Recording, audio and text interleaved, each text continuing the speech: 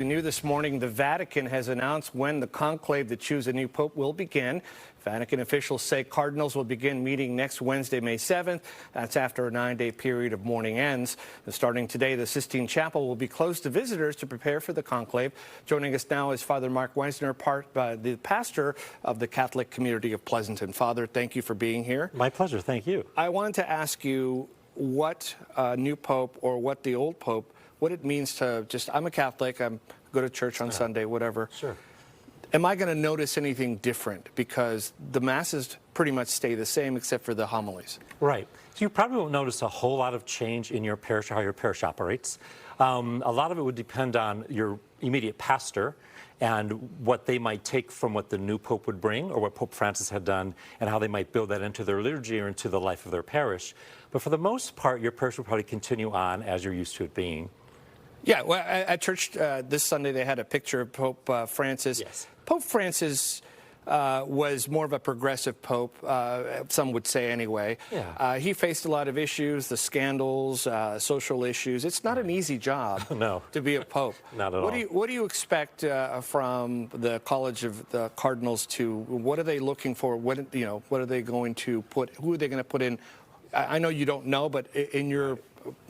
That's really the question right now. I find it interesting that they're starting May 7th. They've given themselves another day or two to have conversations offline before the formalities of the conclave begin, which makes me think they're talking about some serious issues facing the church and maybe what sort of direction they want the church to take.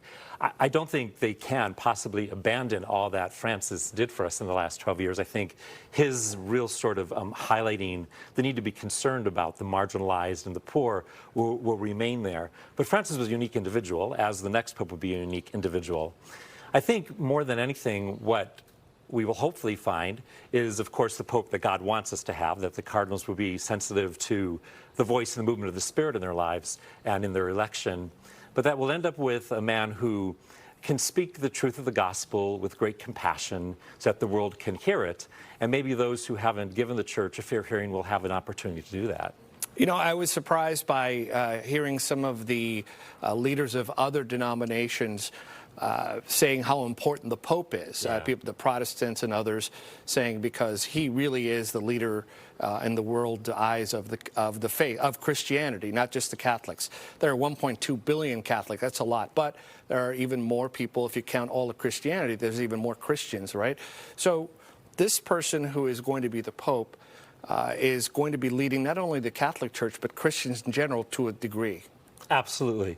I mean, there's no other church in the world really where when the head of the church has passed away, the sort of the focus of the whole world is drawn right there, right to Rome. In the next week or so, we'll all be watching that chimney above the Sistine Chapel to see when an election's been made. There's something about that position and about the role of the Catholic Church in the world that does capture imaginations even of atheists and agnostics as to what it is that the church brings to the world, the good news that we try to share, and the good works we try to do. I know you're a modern priest. Did you see the movie Conclave? I've not seen the movie Conclave yet. I haven't had the chance. Yeah, I've been told that by many people, yeah. You should see it. I was reading in the New York Times how they got most of it right. They took some liberties, but Sure. I think a lot of people are interested. The viewership for that particular movie has gone up. As you say, a lot of people are interested. When they do elect a new pope, what is it going to be like? Is the whole world going to be there on him for 3 weeks or so? Quite possibly. I know when Francis was first elected, there was so much interest in him because he was always seen to be like a pope maker, not necessarily the pope. And when he got elected, it was like a lot of interest, who is this guy? What's he about? What's his background? What's his history? I imagine the same thing will unfold for whoever the next pope is, that there'll be a whole lot of interest right off the bat as to who he is, what his background is, where's he from, what culture, what country, what part of the world. Does he have a particular theological bent? All those things will be explored probably ad nauseum at first, and then we'll see who he is in action and how he teaches and what maybe new initiative he undertakes for the church. All right, real quick, do people come up to you and ask you questions about this, your parishioners? You know, what's it going to be like? Are they curious? Do they come up and ask you? They do. Right now, many are still dealing with the loss of Francis, who was so close and important to them.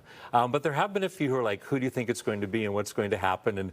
And my answer is always just pray for the cardinal electors. I've seen people online who are like, pray for this particular person or this particular person. No, just pray for the cardinal electors that they'll hear God's Spirit, and God will truly raise up for us the Pope the Church needs in this day and age. Father Mark Weisner, you're the pastor of Catholic Communities of Pleasanton. Thanks for coming all the way in. Thank you for having me. All right. Coming up on Mornings on 2 to 9.